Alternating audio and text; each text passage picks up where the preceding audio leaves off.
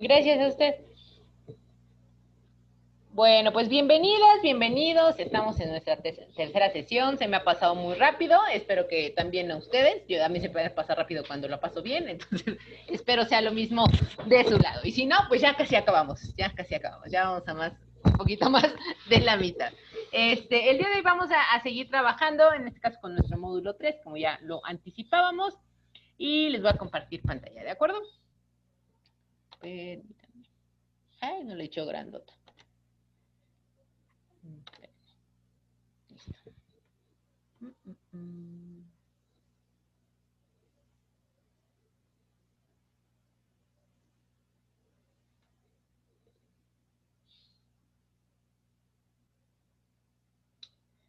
Bueno, nuestra sesión 3, hoy vamos a trabajar con lo que conoceremos como inteligencia emocional, específicamente con algunos ejemplos, ¿no? de la labor tan ardua y complicada que realizan ustedes, ¿no?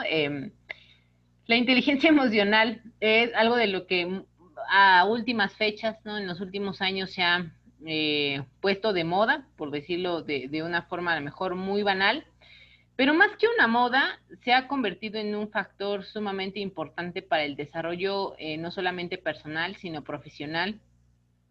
Y sobre todo, me falta formación en ese sentido e información, no de la inteligencia emocional, sino incluso de las afectaciones en la salud que puede tener, ¿no? Estos desbordes emocionales, el estar constantemente en el estrés y demás, digo, porque no estoy en el área de la salud, o sea, está más vinculado más bien a cómo potenciar estas, bueno, reconocerlas, cómo potenciarlas y aplicarlas en nuestro espacio de incidencia personal y laboral. Al no ser médico, pues obviamente no podría hablar de ello con ciencia cierta, pero, o sea, piensen también en el trabajo, ¿no? O sea, el trabajo que realizamos quienes estamos al servicio público, quienes estamos en contacto con otras personas, sea en la labor privada, sea en oficina de gobierno, etcétera, es un desgaste constante, ¿no? Entonces, bueno, independientemente de que esta inteligencia emocional nos va a permitir dar un mejor servicio, también nos va a permitir ser conscientes en primera de lo que sentimos, ¿no? Uno de los mayores problemas que tenemos en la actualidad es el tema de la falta de acceso a salud mental, ¿no? Y la que existe, pues se resume en, bueno, vayan a terapia, ¿no? Así como salud mental, todos a terapia. Bueno, y si no tengo los recursos, y no solamente pensemos en recursos económicos, recursos monetarios, sino también recursos de tiempo, ¿no? ¿Cuántas horas laborales al día tenemos? Y luego se nos ocurre ponernos a estudiar cursos o especializarnos en cosas, pues menos tiempo tenemos, ¿no? Pensemos en ello. ¿Qué otra cosa no tenemos? Pensar en que la salud emocional, la salud mental es integral, ¿no? Los problemas mentales, emocionales que nos aquejan son estructurales, ¿no? O sea, no podemos tener salud mental si hay precariedad, si hay malos empleos, ¿no? En general, si no está garantizado mi acceso a la alimentación, mi acceso a la salud, mi acceso a muchas cosas, ¿no? Entonces, si bien a mí me interesan estos temas, ¿no? Y son aplicables y en carne propia los he vivido y además los he compartido en estos espacios, probablemente no podamos cambiar la estructura, pero sí podemos tener herramientas, ¿no? Que de forma individual y colectiva en nuestros lugares de incidencia puedan mejorar la forma en la que habitamos esos espacios, ¿no? Entonces, bueno, eso es lo que vamos a trabajar un poco el día de hoy. Hay una lámina sobre todo que es la que más me emociona porque es algo que trabajo con mi hijo, porque bueno, desde chiquito lo descompuse, lo volví ansioso, entonces, bueno, lo tuve que llevar a terapia desde muy chiquito, ¿no? Para que tuviera herramientas que yo no tuve hasta ya muy grande. Y seguramente ahorita que ustedes vean el círculo, van a decir, ¿cómo que todas esas son las emociones? ¿Cómo que no nada más son las que salen en la película de intensamente, ¿no? El enojo, el desagrado y demás. No, es mucho más complejo, ¿no? El tema de las emociones. Entonces, bueno, sin más preámbulo, vamos a dar inicio. Y bueno, hoy tenemos, acuérdense que siempre les comparto los objetivos, ¿no? La finalidad es que ustedes observen que efectivamente se están cumpliendo y en caso de que no, bueno, también puedan decirle a su profesora, a su servidora, no se están cumpliendo los objetivos, ¿no? O me parece que no se cumplieron, entonces vemos cómo reforzarlo, ¿no? Ustedes también tienen esa facultad de exigir, ¿no? Conocimiento. Entonces, bueno, tenemos dos. El primero de ellos es reconocer y regular emociones propias en situaciones de presión, ¿no? Probablemente el día de hoy no alcancemos, aunque lo planteo como un objetivo, probablemente no alcancemos a regularlas, pero sí a llevarnos herramientas para ir aplicando esta como regularización, ¿no? O regulación más bien de nuestras emociones. Pero hoy nos vamos a ir por lo menos con la habilidad de reconocer esas emociones. Porque si no podemos reconocer las propias, mucho menos podemos reconocer las de los otros, ¿de acuerdo? Y el segundo objetivo es identificar emociones en otras personas para responder estratégicamente. Entonces vamos a ver, primero voy a reconocer cuáles son las emociones, luego las voy a identificar en mí, en cómo reacciono bajo esos momentos de presión, para que en ese mismo sentido pueda yo identificar las emociones de la persona o de mi interlocutor o con quien esté intercambiando para responder no amablemente, no para que no se enoje, no para que no me reporten, no, sino más bien estratégicamente, ¿no? Ese es lo que vamos a buscar justamente el día de hoy. Ahora bien, no sé por qué, luego esto como que se pasma, bueno, en lo que se pasa la diapositiva, vamos a iniciar justamente, hay ciertos factores a tomar en cuenta que vamos a estar trabajando justamente el día de hoy para poder no solamente identificar nuestras emociones, sino para poder regularlas, ¿de acuerdo? Hay una serie de herramientas, de ejercicios que vamos a ir haciendo, pero el primer compromiso para que este tipo, no solamente de cursos, sino de herramientas personales funcionen, es que haya un compromiso y una apertura de su parte para ir poniéndolas en práctica. Hace unos días, 2 días, no, hoy es martes, no, ayer, estaba con unos estudiantes de técnicas de negociación, ahí está, ya, se pasó todo de manera muy expresiva. Y bueno, hicieron su primer ejercicio de negociación, estaban todos nerviosos, algunos con las manos sudadas y demás. Cuando acabaron les decía, ¿cómo se sienten? Y ellos me decían, no, pues nerviosos, no cansados, no estresados, no sé, etcétera, ¿no? Yo le decía, bueno, es que este fue el primer ejercicio, obviamente, pues impone, ¿no? O sea, que el profesor me esté viendo, que un grupo de otros compañeros me esté viendo, pero en la medida que nosotros practiquemos, en la medida, ¿no? Que ellos practiquen, les dije, se les va a ir soltando la lengua, ese es uno. Dos, el miedo al escenario nunca se quita, ¿no? O sea, esos nervios, es como decía el mismo Vicente Fernández, ¿no? O sea, he dado cientos, miles de conciertos y aún así sigo sintiendo nervios al salir. Claro, porque el público impone. En el trabajo que ustedes hacen de estar lidiando con personas, ¿no? Que no están en su mejor momento, que tienen desbordes emocionales, o que ven en ustedes, ¿no? La persona que no se las hace, sino quien la va a pagar, ¿no? Entonces, es sumamente importante este trabajo que vamos a hacer. Entonces, hay cierto número de componentes. Nosotros vamos a trabajar 4, ¿de acuerdo? Hay muchas teorías alrededor de la inteligencia emocional. A algunos no les gusta mucho lo que dice el doctor Daniel Goleman, pero bueno, o sea, él tiene lo precede, ¿no? Mucho de sus investigaciones y fue pionero en estos temas. Entonces, él nos define esta inteligencia emocional como una capacidad. Acuérdense, entonces, las capacidades las podemos desarrollar, ¿no? La primera es de reconocer, la segunda es de comprender y la tercera de gestionar nuestras propias emociones, así como la de las demás o de los demás. Esa parte es muy importante si se dan cuenta, ¿no? Porque no solamente en la inteligencia emocional nos quedamos como en el yo. Bueno, es que yo me sé regular, es que yo tengo inteligencia emocional, es que yo, ¿no? A ver, esperen un momentito porque digo que está filtrando un poco de ruido. Ahí está ya. Entonces, no va solamente hacia el yo, o sea, pensémoslo en colectivo siempre, ¿no? O sea, siempre, siempre en colectivo, no solamente voy a regularme yo, en la medida en que yo me regule, en la medida en que sea mucho más consciente de esas emociones, ¿no? Lo que provoca esa emoción y el cómo, ¿no? Respondo a ciertas situaciones cuando tengo esa emoción predominante en ese momento, pues me va a permitir tener una mejor comunicación y en consecuencia pues también al otro, a mi interlocutor, pues que tampoco se desborde y entonces generar conflicto, ¿no? Que bueno, también probablemente después nos topemos o tengamos la oportunidad de hablar también de manejo de conflictos. Y justamente, ¿no? Un componente esencial es esto, ¿no? Hablar de inteligencia emocional. En su caso, ¿no? En el ámbito judicial, pues va a resultar crucial porque influye, una, en la imparcialidad, ¿no? Dos, en el trato digno a los usuarios y tres, en la calidad de las resoluciones, ¿no?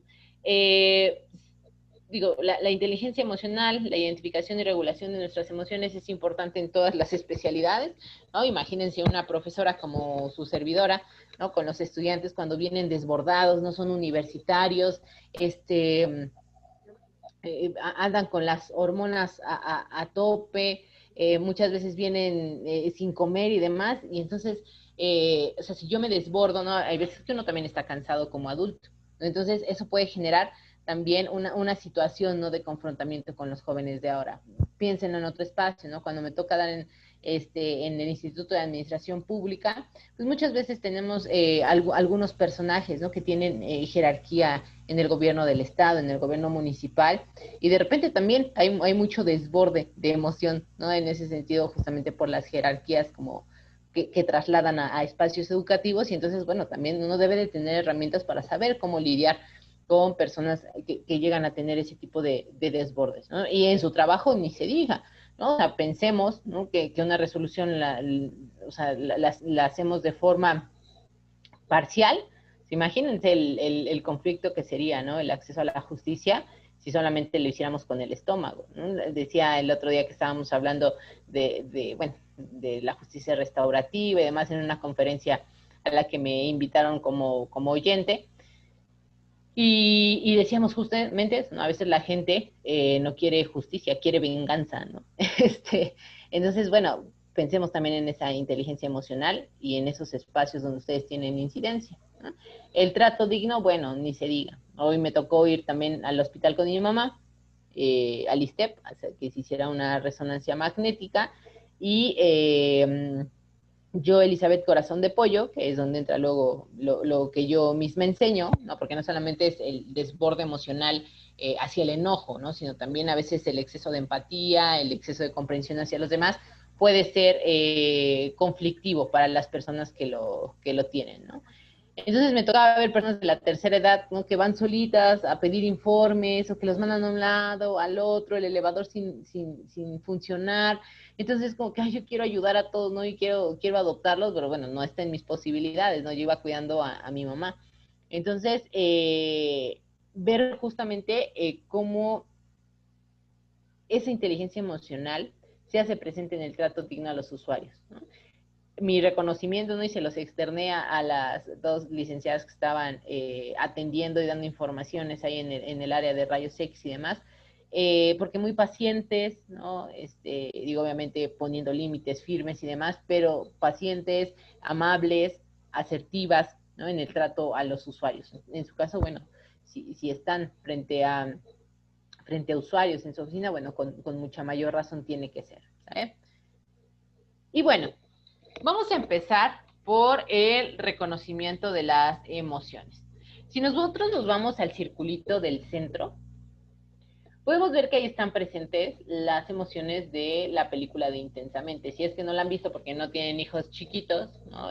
Regularmente si no tenemos hijos pequeños pues no vemos películas infantiles, pero sí, seguramente sabrán a qué me refiero. Está el miedo, está la sorpresa, está la felicidad, la tristeza, el asco y la ira. El otro día mi hijo no quería ir a un evento, creo que se los platiqué de taekwondo, ¿no? Y me dijo, es que tengo miedo. Entonces me senté con él y le dije, a ver, y le puse este círculo de las emociones.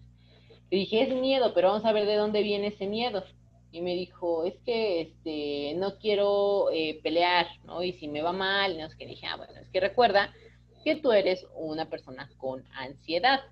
Las personas con ansiedad no es como que nos vayamos a curar, solamente aprendemos, vamos a terapia y nos dan herramientas para poder, a nosotros nos lo explican como una alarma, ¿no? Que la alarma no esté todo el tiempo en 10, que la podemos bajar a 5, a 4, a 3, a 2, ¿no? Entonces, tu alarma siempre va a estar encendida, pero procuremos que tenerla en un nivel bajo. Entonces, probablemente viene de tu ansiedad ese miedo, ¿no? Y ya de ahí me dijo, es que estoy preocupado porque, y ya le dije, ve todos estos, ¿no? Ridiculizado, irrespetado, alienado, marginado, insignificante, inútil, inferior. insuficiente, preocupado, agobiado, espantado, aterrado. Y entonces él me dijo, no, estoy preocupado porque en el último tope que hubo me pegaron en la pierna y entonces me salió ahí como una bolita en el músculo y me lastimó y me dolió mucho, ¿no? Entonces me preocupa que me vayan a lastimar. Eso le generaba ansiedad y entonces él lo traducía como miedo. Entonces se dan cuenta, a veces decimos, ay, ¿por qué estoy tan enojado? ¿No? Bueno, probablemente el enojo venga de que alguien te hizo sentir amenazado o herido. O puede ser que te sientas lleno de odio, ¿no? ¿Por qué te puedes sentir lleno de odio? Porque fuiste ultrajado, porque estás resentido, ¿no? Porque te puede, o sea, el enojo, esa ira, ¿no? Probablemente seas agresivo, ¿no? ¿Por qué? Porque alguien te provocó, o porque tú mismo eres el que lo está provocando, o estás hostil. Entonces, dense cuenta, si nosotros logramos identificar cuando decimos, ay, no, no estoy triste. Ah, caray, pero ¿por qué estoy triste? ¿No? Probablemente me sienta solo, ¿no? Y la soledad que hace, pues que me sienta aislado, que me sienta desamparado o desamparada, que me sienta vulnerable, que me sienta abandonado, ¿no? Y si me siento abandonado, probablemente me siento ignorado, victimizado. Entonces, cuando nosotros logramos identificar esas emociones en nosotros mismos, imagínense, para que nos aprendamos todo eso, pero es una buena herramienta para tenerla ahí en la mano de fondo de pantalla, ¿no? Cuando te sientes horrible, decepcionado, culpable, abandonado, lo que ustedes quieran, ¿no? Vayamos a las emociones que más nos gustan, por ejemplo, la felicidad. Puede que estés alegre, pero estás liberado, ¿no? Como ahora que entregué mi borrador de la tesis, de una investigación que estaba haciendo, así como que me sentí liberado y entonces en automático fue alegría y eso se externó en felicidad, ¿no? Puede ser que esté orgulloso, ¿no? De lo que hago, que me sienta, eso me haga sentir importante y entonces, claro, eso es felicidad, ¿no? Entonces, vean, es un abanico, es un círculo muy, muy grande de emociones que obviamente van desde las básicas como el miedo, la ira, el asco, la tristeza, la felicidad y la sorpresa, hasta las más complicadas que muchas veces ni siquiera no sabemos el nombre, ¿no? O el significado. Es muy amplio ese abanico de emociones. Entonces, lo primero que tenemos que hacer es aprenderlo a detectar en nosotros.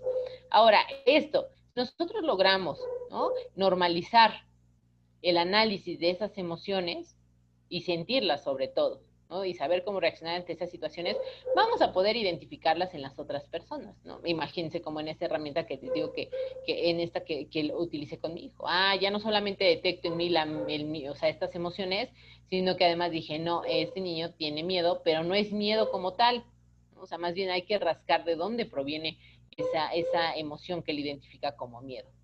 Entonces eso me permite ser más empática, y generar un mejor canal de comunicación, en lugar de decir, ya no seas chillón, aguántate, pues sí, sí, siempre puedes, ¿no? Y eres bien bueno y demás. O sea, no minimizamos la emoción, al contrario, la reconocemos, la validamos y entonces podemos dar una solución. Lo mismo pasa, ¿no? Cuando nos comunicamos con cualquier otra persona en el ámbito laboral.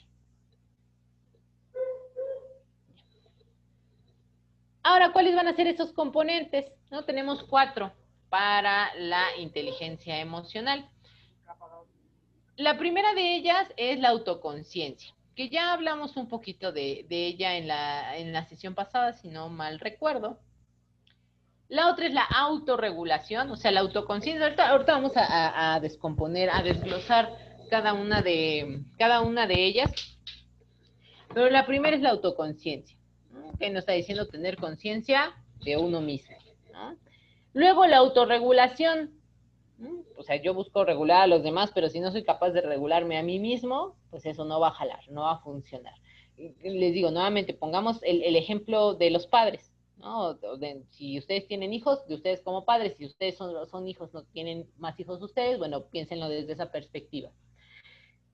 Es como cuando un hijo está haciendo un berrinche y se está tirando, ¿no? Al piso y demás, y entonces, obviamente, y además estamos en público.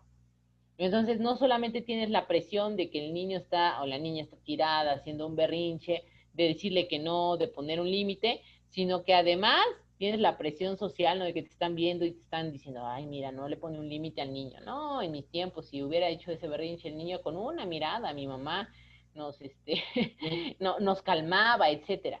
Bueno, esa autorregulación ni siquiera la estamos logrando como adultos, ahora imagínenla en un niño, ¿no? Entonces, ¿a qué nos lleva ese desborde? Pensémoslo, soy una mamá desesperada, ¿no? Probablemente yo diga, ay, me hace enojar mi hijo, ¿no? Pero en realidad lo que estoy es irritada y frustrada, ¿no? Probablemente, ¿por qué? Pues estoy frustrada porque pues, mi hijo no me hace caso y eso me lleva también a la irritación y que yo lo detecte como enojo o como ira en este caso, ¿no? Cuando en realidad es una falta de regulación. En ese caso el niño tiene cierta justificación porque pues, su cerebro está en formación. En el caso de los adultos, pues bueno, también hay justificación, o bueno, lo podemos entender, no justificar, pero sí entender, porque muchas veces no se nos dieron herramientas hasta que probablemente ya muy grandes pudimos entrar a ciertos cursos, o en su caso, tomar terapia. La tercera es la empatía, ¿no? Que siempre nos han dicho que es ponerse en el lugar de otro, ponerse en los zapatos del otro, etcétera. Ahorita vamos a discutir un poco alrededor de la empatía, cómo podemos desarrollarla y cómo a mí más que empatía me gusta utilizar el término compasión, ¿vale? Compasión muchas veces se confunde así como que, ay, bueno, le tuve compasión, así como que me dio lástima, pero no, la compasión es una emoción todavía más fuerte que la empatía. Pero bueno, ciñéndonos a lo que David Goleman nos dice, vamos a hablar de empatía. Y la cuarta son las habilidades sociales, ¿de acuerdo? Entonces, bueno, vamos a irlas desglosando despacito. Vamos a hacer algunas actividades. Recuerden, vamos a ocupar el chat. Como bien ya lo hemos hecho en las otras dos sesiones, bueno, entiendo que muchos no pueden abrir su cámara, no pueden abrir el micrófono, o van en el transporte público, van manejando. Quienes tengan la posibilidad de abrir su micrófono, háganlo con toda confianza. Quien no pueda, sí necesito que participen en el chat, acuérdense, porque si no, esto se convierte en Dora la Exploradora. ¿Vale? Ya les expliqué la vez pasada por qué. Vamos a comenzar con la autoconciencia. Hay algo que parece como muy contradictorio, ¿no? La autoconciencia, o sea, ¿cómo vamos a caer en el autoconocimiento, en reconocer nuestras propias emociones? Pues, ¿quién se supone que nos conoce mejor que alguien? Pues se supone que nosotros mismos, ¿no? Nosotras mismas. Y hay ocasiones, ¿no? En donde ni siquiera sabemos por qué dijimos palabras hirientes, ¿no? O de dónde viene eso, o de dónde viene el enojo, o de dónde viene como esos desbordes emocionales, ¿no? Pensemos, por ejemplo, apenas le dieron un golpe al carro de mis papás, y entonces mi mamá es muy reactiva, ¿no? Por eso yo soy así igual, ¿no? Ya lo he tratado de manejar, de aprender y de tener autoconciencia de desde dónde viene como esa reactividad, ¿no? Entonces mi mamá dice, no, ¿cómo no te diste cuenta? Y el señor que le pegó era un chofer de transporte público, le dijo, tranquila señora, ya me bajé, voy a responder, llamémosle a los seguros y se paga. ¿Ya? Le pido una disculpa, efectivamente no me di cuenta y demás. Entonces mi mamá se quedó así como trabada, así, oh, ya no puedo seguir peleando porque el señor no peleó, ¿no? Entonces se necesitan dos personas. Y después mi mamá dijo, bueno, es una persona, bueno, mi mamá, digo, es joven, yo la veo jovenaza, no tiene como 56 años. Esta persona era todavía mayor. Entonces dijo, bueno, es una persona mayor, ¿no? ¿Por qué está trabajando en el transporte público? Probablemente ya tendría que estar descansando, ¿no? Etcétera, etcétera. Entonces, bueno, ser empática o entender, ¿no? Una, la edad del señor que probablemente no escuchó, ya tiene un problema auditivo y el señor me dijo, es que no escuché el claxon. Dije, probablemente el señor también tiene un problema auditivo igual que tu mamá, pero igual y esa persona no tiene acceso, ¿no? A ponerse un aparatito bonito, moderno y que no se note como el tuyo. Entonces, esa empatía hizo que mi mamá le bajara 2 rayitas, ¿no? Que mi mamá me escuchara ahorita poniéndola de ejemplo se me infarta, pero bueno, siempre es en pos de la educación. Entonces, bueno, vamos a pensar justamente en esa autoconciencia, ¿no? Desde dónde viene esa reactividad, ¿no? Esas cosas que a nosotros nos inquietan. Y esa es la parte más difícil, porque de verdad, y se los digo desde el corazón, desde mi conocimiento y desde las cosas que yo trabajo, si nosotros logramos esto, la vida es mucho más sencilla, ¿no? Les voy a poner otro ejemplo. Mi esposo nunca había reflexionado acerca de por qué, sobre todo es muy de los hombres, ¿no? También las mujeres lo hacemos, pero en general eh, siempre nos señalan a los poblanos de que manejamos horrible, y sí, la neta sí, ¿no? que no cedemos el paso, que aunque pongamos la direccional, saquemos la mano, la cabeza y demás, el de al lado prefiere pegarse al de enfrente y darte un golpe o que lo rayen antes de dejarte pasar, ¿no? O sea, y entonces un día reflexionando con mi esposo, ¿no? Le dije, es que ¿desde dónde viene esa emoción? O sea, ¿qué te genera? Y entonces él haciendo un ejercicio me dijo, es que es como perder, ¿no? O sea, yo siento que pierdo. Digo, ¿por qué pierdes, güey? ¿No? Entonces, o sea, fue una plática bien interesante, intenciando con mi esposo, porque yo le decía, sí, justamente, ¿no? Es que esa idea como, es que si lo dejo pasar, o sea, me va a ganar, pierdo. O el otro viene atrás y viene a la misma velocidad y entonces como que tú aceleras, no sé, ¿cómo me va a rebasar? Entonces, entender desde dónde vienen esas emociones, una, puede evitar conflictos, ¿no? Puede mejorar nuestras habilidades de comunicación y tercero, puede que le quitemos poder, siempre le he dicho a mi esposo y a todos los que me rodean, o sea, que la gente entienda qué es lo que te hace explotar, va a hacer que lo utilicen en tu contra. O sea, pensémoslo incluso estratégicamente, déjenlo más allá de que seamos buenas personas, lo que ustedes quieran, es no darle armas, ¿no? A mi contraparte si estamos en una negociación, a mi jefe si no me cae bien, a mi cliente si es muy molesto, a mi usuario si es alguien que viene con todo el afán de que no ver quién se la hace, sino quién se la pague, etcétera. Entonces, esa habilidad de reconocer y comprender nuestras propias emociones, de identificar cómo influyen en nuestros pensamientos y en nuestras conductas, ¿no? Va a ser la autoconciencia. ¿No? También nos va a permitir esa autoconciencia reconocer nuestras fortalezas y limitantes.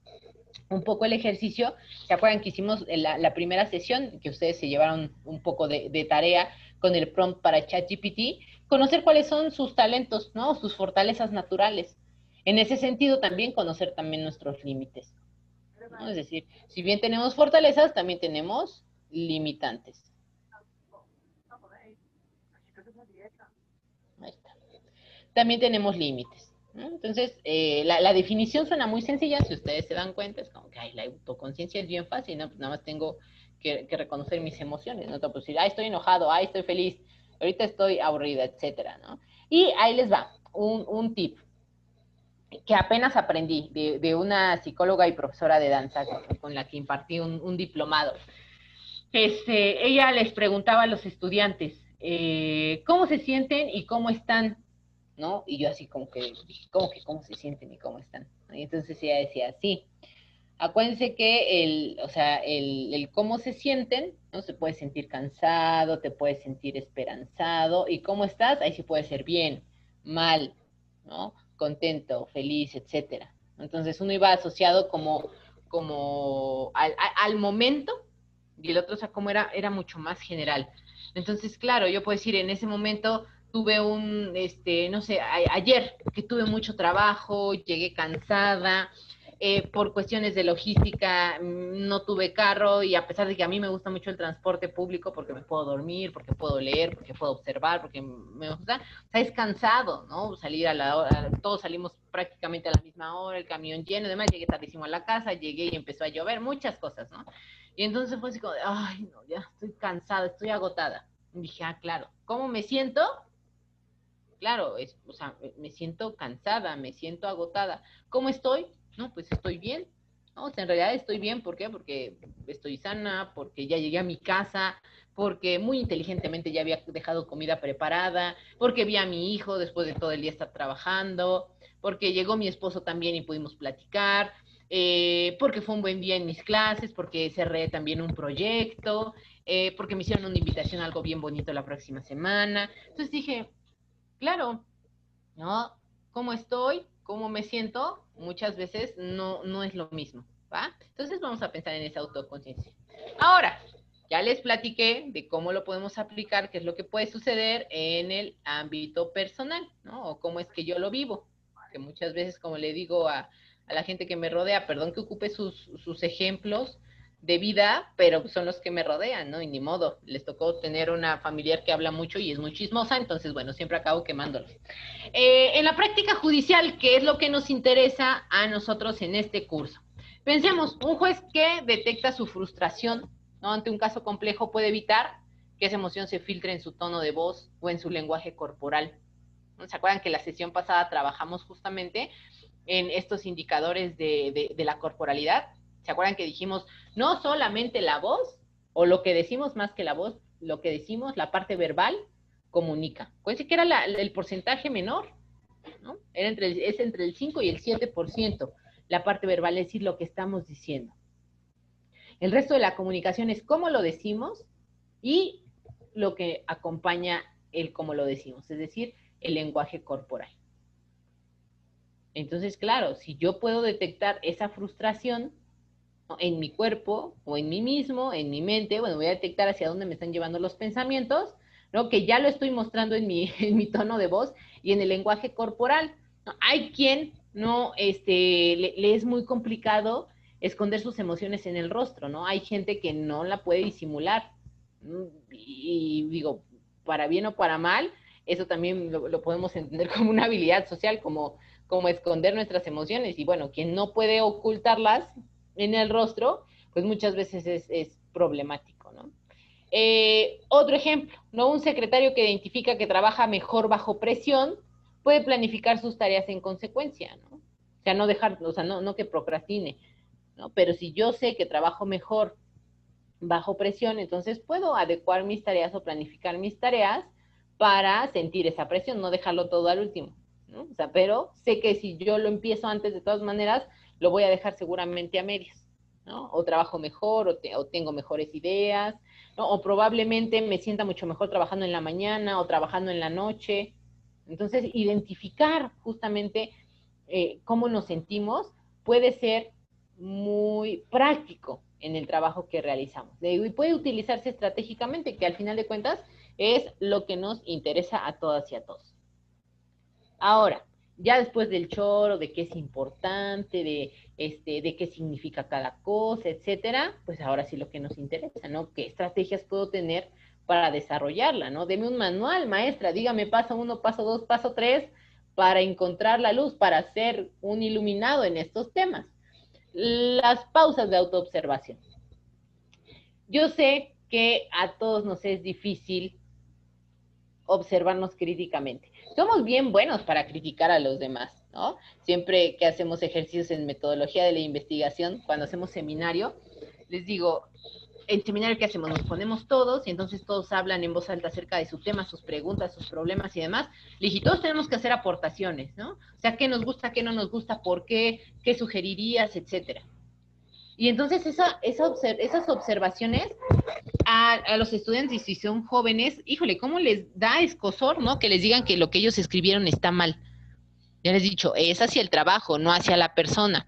Ahora imagínense, ¿no? Somos mejores para observar las equivocaciones en nosotros, pero cuando lo hacemos en nuestro propio trabajo de investigación es más complicado. ¿Por qué? Porque estamos viciados, ¿no? De escribir lo mismo, de ver todos los días lo mismo. ¿Qué pasa en el caso de las emociones? En la autoobservación es bien fácil observar en el otro, no es que esté enojado, no es que no tiene inteligencia emocional, no es que se enoja bien fácil, no es que ya va a llorar otra vez, ay, no, siempre es lo mismo, ajá, y cuando ¿cuántas veces y cuándo nos hemos sentado o tomado unos minutos para la observación, ¿no? Antes de responder, o sea, son microsegundos, ¿no? El otro día, igual, mi esposo algo me dijo, yo estaba molesta, estaba de malas por X situación, no recuerdo por qué, y le dije, ay, si como a ti de joven te hacían todo, por eso no sabes no sé qué cosa. Y entonces se volteó y me dijo, ¿ya te diste cuenta que siempre me lo dices de forma hiriente, eso como que todo me hacían a mí de niño o de joven? Y le dije, y así como que fue así en milésimas de segundo la autoobservación, y dije, sí, sí es cierto, ¿no? Y debo de reconocer que lo digo, le expliqué como el contexto, y siempre lo hago como una forma de herirte emocionalmente, ¿no? Así como que, yo soy mejor porque yo desde niña me valí solo y a ti todo te hacían, ¿no? O sea, un poco desde el resentimiento, un poco desde muchas cosas. Entonces dije, sí, sí es cierto. Entonces, pero fue un momento de autoobservación y reconocerlo, o sea, me tuve que sentí como que tragaba yo acerrín, pero tuve que reconocerlo, ¿no? Digo, ahí fue una situación de pareja. Ustedes no lo tienen que externar, ¿no? Con sus colegas, por ejemplo, ¿no? Pero sí hacia ustedes. Entonces, las pausas de autoobservación, de hecho, se les van a quedar tareitas para la siguiente sesión y ahorita vamos a hacer también unas actividades, ¿no? Les digo, aquí pensemos que este es nuestro lugar seguro. Vamos, así como yo quemo a mi esposo, a mi mamá y a la familia, ustedes también se van a quemar, se van a autoquemar aquí, ¿sale? Entonces, detenernos unos segundos antes de responder. Yo sé. Ay, ¿alguien quiere decir algo? Ah, no, se abrió un micrófono. Perdón. Pensé que alguien quería decir algo. Otra que, bueno, muchas veces es más complicado. Una, porque no tenemos el hábito de escribir a menos que sea para trabajo. Otra, porque lo asociamos a una práctica de juventud, ¿no? No sé si alguno de ustedes llegó a tener diario en su juventud. En caso de que no, bueno, lo veíamos en las películas, ¿no? De querido diario, el día de hoy Jake me habló y demás. Entonces, ¿qué es lo que sucede? Que no es un hábito, ¿no? que tengamos el escribir, pero es una buena forma. Yo le llamo diario emocional, ¿no? Mucha gente le llama así, otros incluso ya se ha comercializado y le llaman diario de gratitud, que tiene como otra finalidad. ¿Qué es lo que nos puede, o cómo lo podemos anotar? Utilizar. Podemos anotar situaciones de estrés, cómo se sintieron y cómo reaccionaron, ¿no? O sea, es como una forma de verlo desde fuera, ¿no? Yo llevo más, o sea, más que un diario, bueno, sí le podemos llamar diario, ¿no? No le dedico mucho tiempo a esa actividad, pero sí es como de gratitud, ¿no? Sobre todo en este último año que en todos los aspectos fue complicado, sobre todo de salud, de repente dices, ay, no, ya, como dicen, Dios elige a sus mejores guerreros y es como de ya, no soy Rambo, ¿no? Suéltame. Entonces, de repente, como que esas emociones se desbordaban y entonces lo que me dediqué a hacer fue que en las noches, porque es cuando ya tengo tiempo, empecé a escribir como 3 cosas por las que agradeciera a la vida, ¿no? O sea, 3 cosas que me hubieran hecho feliz, 3 cosas que hayan sido buenas durante el día, ¿no? Y a veces eran más de 3, a veces eran 2, a veces eran 1. Luego dejé de escribirlo y entonces se lo enseñé a mi hijo, ¿no? Nosotros no practicamos una religión en particular, tenemos como una mezcla de muchas cosas, pero pues sí creemos, somos muy espirituales, ¿no? Entonces le enseñé uno de las pocas oraciones que me sé, el de Angelito de la Guarda, y le dije que al final tenía que pensar en 3 cosas que le hayan gustado en el día, ¿no? Porque muchas veces nos vamos enojados a dormir, ¿no? Nos vamos tristes y demás, pero no todo en un día es malo. Y entonces se ha quedado como una práctica. Entonces, pueden empezar así. Adelante, ¿alguien levantó la mano? Adelante, adelante.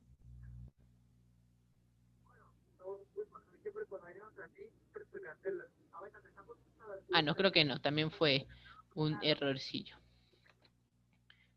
Bueno, entonces lo pueden incluso, ¿cómo se llama? Externar de forma verbal. Digo, lo ideal es que lo escribamos porque podamos, como una primera práctica, porque podemos irlo observando en el tiempo, ¿no? O sea, si hemos cambiado como la forma en la que reaccionamos, ¿no? ¿Qué es lo que nos detona en el sentido, ¿no? De detonar una emoción? Cómo se sintieron, porque eso es lo primero que nos va a ayudar a desarrollar esta, ¿cómo se llama? Autoobservación, ¿no? Y autoconocimiento. Otra, que es la que de estas 3, ya que, o sea, yo la pongo siempre al último, porque ya hay que tener como mucho estómago para poder recibir retroalimentación de los colegas. Y sobre todo, previamente tener, por ejemplo, pues estructuras no tan rígidas, ¿no? De mandos, de tener un liderazgo no autoritario, porque, por ejemplo, ¿no?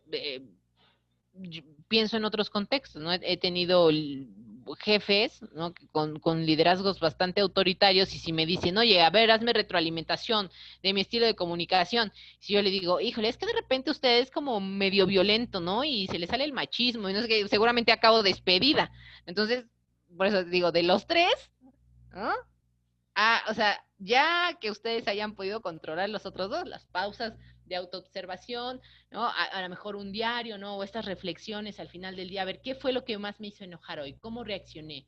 ¿No? ¿Qué pude haber hecho diferente? ¿No? A lo mejor ya pasas al tercero, porque si no, puede ser contraproducente, ¿no? O a lo mejor solamente te dicen lo que quieres oír. No, es que, no, es usted un gran comunicador, abogado, ¿no? Un gran negociador, un gran no sé qué, y después van y dicen otra cosa. Entonces, yo le sugeriría quedarse con los primeros dos. Si ustedes ya desarrollaron, ¿no?, un espacio seguro en su ámbito laboral, o a lo mejor con alguien tienen mucha más confianza, mucha más apertura, pues lo pueden hacer. O con la familia, ¿no? Háganlo de repente, con sus esposas y esposos no quiero divorcios, pero puede ser un buen ejercicio. Por eso les digo, quédense con el primero, al menos en estas primeras etapas. Y entonces, vámonos con una pequeña actividad para que despierten los que andan dormidos, para que se vayan poniendo en sintonía quienes se acaban de conectar, porque no tiene que ver con nada teórico, sino con una reflexión a un nivel individual. Me van a ayudar en el chat, ¿de acuerdo? Lo van a escribir. ¿Qué emoción experimentan con mayor frecuencia en el trabajo? Ahorita les voy a regresar el abanico, esta ruedita de las emociones. ¿Qué emoción experimentan con mayor frecuencia en el trabajo y cómo influye en su forma de interactuar? Les voy a poner un ejemplo. En un negocio familiar que tenemos, en un restaurante, no es mío, pero colaboro ahí en ocasiones. Y hay una situación como muy tensa entre tres trabajadores, ¿no? Entonces, como que la emoción que más experimentan es la frustración, ellos tres. Y entonces, ¿cómo influye en su forma de interactuar? ¿No? Que se evitan, ¿ya?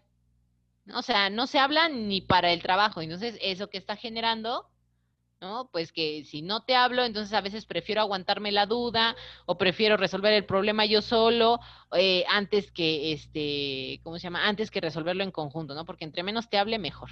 Entonces, piensen ustedes, ¿qué emoción experimentan con mayor frecuencia en el trabajo y cómo influye en su forma de interactuar? Me voy a regresar al circulito de las emociones. ¿Ya todos tienen capturado en la mente, en el corazón o en su pantalla esta pregunta? ¿Qué emoción experimentan con mayor frecuencia en el trabajo y cómo influye en su forma de interactuar? Voy a regresar al de las emociones, ¿eh? Piénsenlo, les voy a dar un minutito entre que lo piensan y lo escriben en lo que voy por mi agua, porque no la dejé aquí a la mano. Esperen.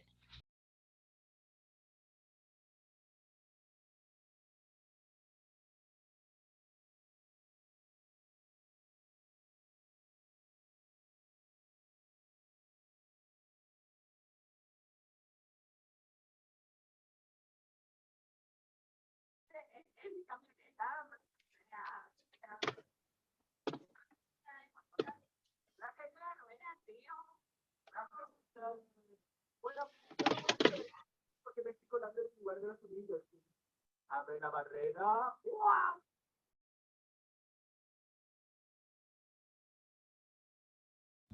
Listo, ya ando por aquí. A ver, voy a abrir aquí el chat.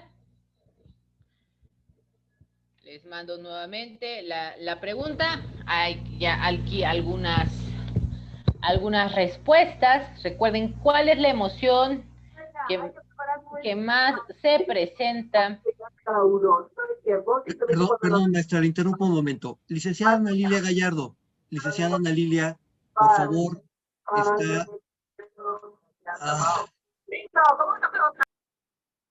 perdón, licenciada Ana Lilia Gallardo, por favor, cuide su micrófono porque lo está abriendo constantemente y nos interrumpe. Gracias. Gracias, gracias.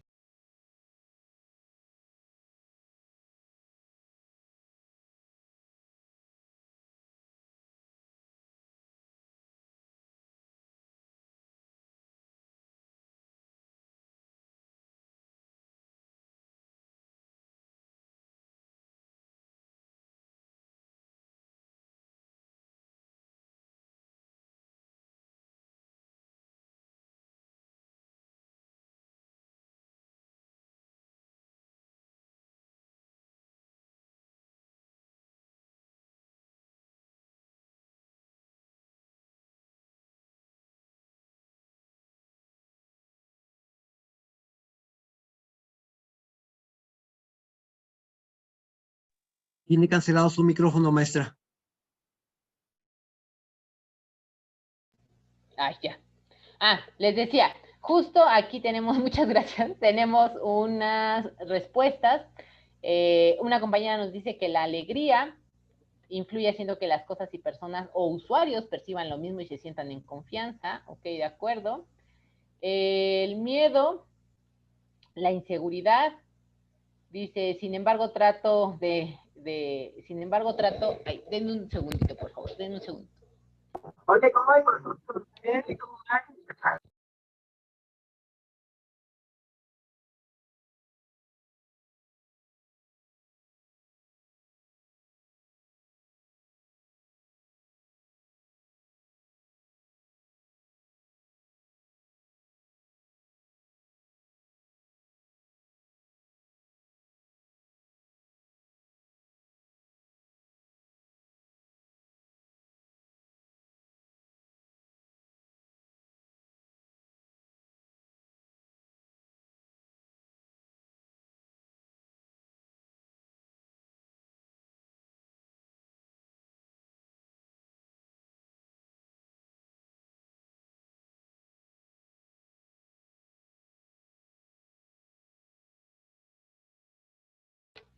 Ya, disculpen. Di tiempo para que pusieran algunos mensajes más por acá. Miedo, inseguridad, sin embargo, trato de estar tranquila. Ok, lo tienes ya detectado. Optimista, en algunas ocasiones frustrada, respiro, para volver a regresar a ser optimista. Ahorita vamos a hablar también de ello un poco. Me siento frustrado y esto me lleva a mostrarme irritado cuando interactúo con otras personas, especialmente cuando no atienden a las instrucciones. Ok, coincido, ¿no? Cuando nos sentimos frustrados. Estrés, ¿no? Aquí nos mencionan, bueno, que no se escucha, ya era de hace rato. Felicidad, optimista, ansiosa y procuro tranquilizarme y ser optimista. Tristeza al ver violencia en niños. No, eso también depende mucho del área en donde estamos, ¿no? También, sí, las emociones, ¿no? Tranquila, aunque luego me estreso y me tengo que calmar. Miedo, optimista, tristeza al ver tanta injusticia. Sorprendida por el incremento de la problemática familiar. Satisfacción al realizar el trabajo en equipo. Muchas gracias a todas y a todos quienes compartieron. Y bueno, podemos ver que las emociones son variadas, ¿no? Hay quienes trabajan con temas de violencia, ¿no? En su momento colaboraba con una organización, ¿no? Que tiene que ver con trata de personas. Por salud mental decidí dejarlo, ¿no? Era muy, muy fuerte, no tenía las herramientas en ese entonces para para lidiar con ello, ¿no? Y aparte, híjole, yo soy súper aprensiva, entonces deja el trabajo afuera y no lo traigas a la casa, me era muy complicado, ¿no? Efectivamente. Entonces, veo que varios de ustedes lo tienen identificado, ¿no? Porque seguramente es algo recurrente, es algo que pasamos todos los días, no son hechos aislados. Ahora, algo que ahorita que volvieron a escribir optimista, muchas gracias a quien lo escribió. Es importante no pensar en las emociones como negativas o positivas, porque muchas veces sucede eso, ¿no? Es como que, ay, ¿por qué estoy enojado, estoy irritable? No, no tengo que estar así, no tengo que ser optimista. Decían ustedes, respiro y vuelvo a ser optimista. Bueno, ese es el ideal, ¿no? Pero bueno, hay que aceptar todas las emociones. Hay emociones que nos bajan la energía, como cuáles, como la ira, como el miedo, como la tristeza, ¿no? Ay, cuando estamos felices, optimistas, tenemos una buena sorpresa, etcétera, estamos así con toda la energía, ¿no? Pero la realidad es que todas estas emociones van a habitar en nosotras y nosotros y tenemos que irlas no solamente reconociendo, la segunda parte es aceptándolas. Entonces, gracias a quienes compartieron. Ese ejercicio que acabamos de hacer, háganlo diario. Diario, diario, no necesariamente como yo en la noche después de rezar el angelito de la guarda, sino más bien como un ejercicio de autorreflexión, ¿de acuerdo? Ahora el segundo, la autorregulación. O sea, la primera es identificar, ¿no? ¿Qué es lo que estamos sintiendo? Ya lo identificamos, ahora hay que regularlo. ¿Cuál va a ser la definición de esta autorregulación? Es la capacidad de manejar emociones intensas, ¿no? O sea, porque pensemos en la felicidad. No nos pasa que cuando estamos muy felices decimos, ay, nos tenemos que calmar porque estoy demasiado feliz o demasiado optimista. No, no, no, tranquila. Regularmente lo hacemos con emociones que nos generan, ¿cómo se llama? Confrontarnos, no solamente con nosotros mismos, sino con alguien más. Emociones intensas como el enojo, el miedo, la frustración, que algunos de ustedes mencionaron, sobre todo la frustración, y responder de forma equilibrada y constructiva. Acuérdense, el manejo de las emociones ¿no? O más bien, el término correcto es hablar de manejo de las emociones, no de control de emociones, ¿no? Porque manejar las emociones implica primero sentirlas, luego reconocerlas y luego autorregularlas. Porque si nosotros hablamos de control de emociones, es como, no, tengo que, mi ejemplo burdo, pero es que me encanta la cultura pop, como esa frase que tenía de la novela Teresa, que decía, debo de controlar mis emociones, ¿no? O sea, no debo de sentir tristeza, no debo sentir enojo, no debo de enamorarme, o sea, tampoco, ¿no? No nos referimos a ese tipo de control de emociones. Cuéntense, nos referimos al manejo de las emociones, es decir, sentirlas, identificarlas y luego pasar a la autorregulación, ¿no? De manera equilibrada, para poder responder de qué, de manera equilibrada y constructiva. No se trata de reprimir, sino de expresarlas adecuadamente. Piensen un día que ustedes, después de un día de trabajo arduo, el martes tuvieron clases todavía con la profesora Brenes, ya tienen hambre, o a lo mejor algunos de ustedes están comiendo, ahorita son vacaciones de los niños, pero piensen, hay que revisar tareas, hay que hacer cosas, entonces ya están ustedes sobreestimuladas, están estresados y estresadas, tuvieron un día difícil en el trabajo, y entonces tengo que reprimir esa emoción y que mi hijo o hija no me vea desbordado, que no vea que estoy triste, que no sepa que estoy frustrado. Más bien, ¿cómo puedo responder de manera equilibrada y constructiva? Poniendo un límite probablemente, ¿no? Externando, me siento muy agobiada el día de hoy, ya me siento cansada, me siento sobreestimulada o sobreestimulado, necesito unos minutos, ¿no? Entonces, relajarnos, ¿no? Porque regularmente, y también me pasa, que yo toque estos temas no significa que soy una iluminada y que no me desbordo emocionalmente o que si me enojo no grito y demás, ¿no? Simplemente es un recordatorio diario, ¿no? De cómo es mejor comunicar y vivir. Y de repente, ¿no? Cuando estoy molesta es como que sí, mis 2 minutos, por favor, pero hay veces que me gana justamente y no respondo de manera equilibrada y constructiva, y entonces estoy sobreestimulada, enojada, lo que ustedes quieran, y entonces pasa el gato enfrente y es como de chingado gato, ¿no? Y el gato así como, ¿qué onda? No, pues yo nada más iba pasando. Entonces, la autorregulación es una parte complicada de este proceso, pero repito, no podemos llegar a autorregularnos si no identificamos primero la emoción. Si primero no permitimos sentirla y luego, ¿cómo se llama? No permitimos identificar. Les voy a poner un ejemplo. Hay un doctor, el doctor Cirilo, él trabaja con temas de masculinidades y junto con, no es cierto, ya no es Cirilo, es el psicólogo Ángel Gabriel. Él, cuando son temas de violencia, ¿no? Y demás, incluso a veces intentos de feminicidio, etcétera, a él lo mandan, él tiene un curso para hombres, ¿no? Y entonces él dice, yo no les enseño cómo ser mejores hombres, cómo ser el hombre ideal, no. Lo que les enseño es a detectar cómo es que pasan de 0 a 100 en segundos. Y lo primero que les enseña a esos grupos de hombres es a que detecten cómo se siente el enojo en su cuerpo. Y entonces un día le dije a mi esposo, a ver, vamos a hacer el ejercicio, ¿no? Porque era así como muy, muy explosivo mi esposo cuando se enojaba, no conmigo, pero sí con el resto de la gente, ¿no? Y entonces le dije, ¿qué sientes en tu cuerpo cuando te enojas?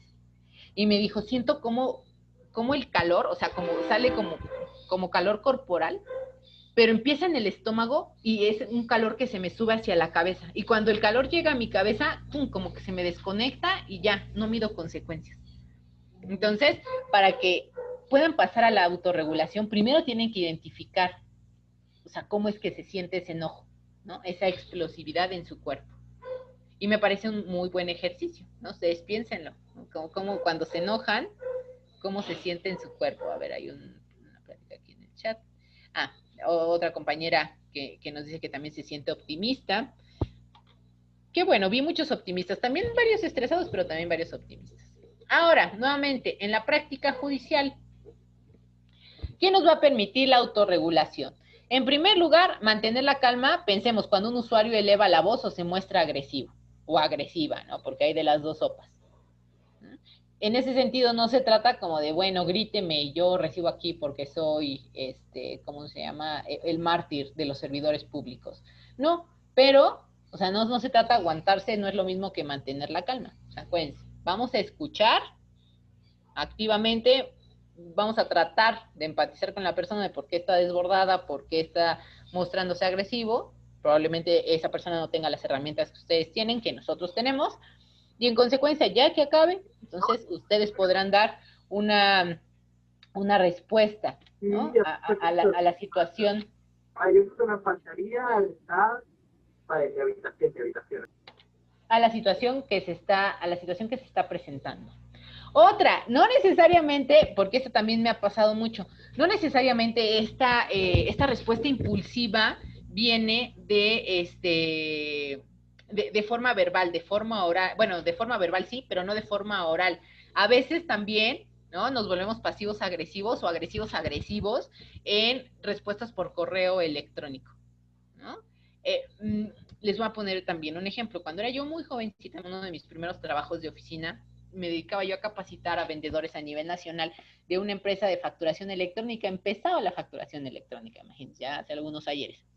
Y entonces un señor me escribía, ¿no? Uno de los distribuidores, es que, ¿por qué en la otra empresa nos dan un precio y ustedes me dan otro? Y yo le decía, es que somos un corporativo, ¿no? Que incluye varias empresas, entonces, ellos por tal cosa, ¿no?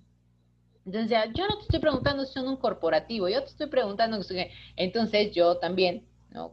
Con falta de experiencia, falta de muchas herramientas, le contesté con la definición de corporativo, ¿no? Y de por qué los precios eran iguales, algo así. No recuerdo el problema, pero el caso es que le contesté así de, lea primero la definición de corporativo y luego ya se pone grosero, señor, no sé qué.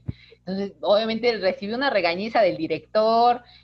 No, me fue como en feria, ¿no? Y me dijeron, es la primera y la última vez que sucede, no sé qué. Y dije, bueno, sí, ya, ¿no? Aprendí mi lección en esa ocasión. Entonces, recuerden, no solamente es de forma oral, ¿no? También hagan el ejercicio en escribir, ¿no? Entonces, como ya lo mencioné en el correo anterior, ¿no? Y así hasta le pones signos de exclamación. Entonces, bueno, también la comunicación ahí está presente. O sea, ¿qué es lo que pasa en esos correos, ¿no? En esas respuestas impulsivas? Nuevamente, ¿cuál es el ejercicio? Por eso les digo, parece como muy obvio, es como de, esta maestra que nos está viniendo a enseñar, ¿no? Sí es como muy obvio que antes de cuando uno está enojado tiene que respirar profundo, sí, y tomarse un momento y ya después contestar, sí, pero no lo hacemos, no lo estamos haciendo. No tenemos las herramientas, no tenemos esa conciencia para realizarlo. Ahora, ¿qué estrategias podemos tener, ¿no? Para esa autorregulación? Pensando en que ya logramos el autoconocimiento, ¿qué estrategias podemos tener para el autorregulamiento, autorregulación? Parece una tontería, pero la respiración consciente en momentos de tensión. Afortunada o desafortunadamente, hay actividades que nuestro cuerpo realiza ya de forma automática. ¿Y han escuchado alguna vez a una persona que, bueno, pues es muy común, es que yo así soy y ya no voy a cambiar, ya no puedo cambiar, ¿no? Y entonces esa fue una idea que estuvo presente no solamente en México, sino en el mundo.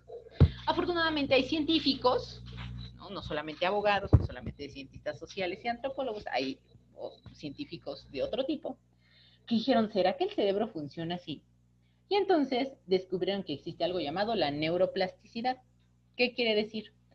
Que el cerebro, tal cual, es como plastilina. Entonces se puede moldear. Nosotros cuando realizamos una actividad de forma recurrente, nuestro cerebro crea caminos, ¿no? Es como cuando piensen en un terreno donde hay pasto, ¿qué es lo que pasa por el caminito donde pasamos siempre? Se empieza a marcar ese camino, ¿no? Aunque no esté pavimentado, aunque no, o sea, pasamos tanto por ese caminito de pasto que nuestros pies van dejando ese camino, ¿no? Lo van marcando. Lo mismo pasa con el cerebro.